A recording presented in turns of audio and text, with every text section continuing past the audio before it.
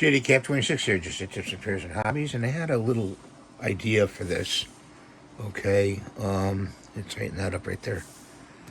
I wanted to size this for this to fit into that, but I didn't get the correct size. But what you could do is size it so this insets into there, okay? And then you could put it on the crawling eye and then turn the diode on. Now it's not working.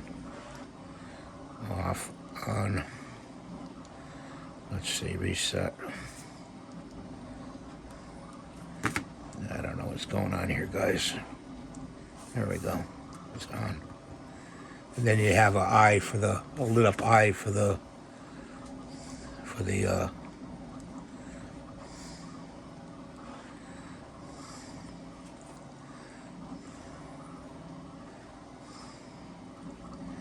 we have the lit up eye for the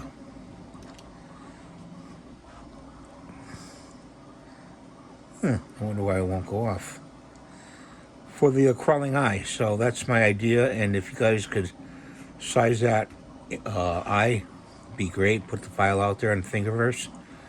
I didn't get it correct, and maybe you can get it. I could just glue this onto that and put it on there and have an eye. But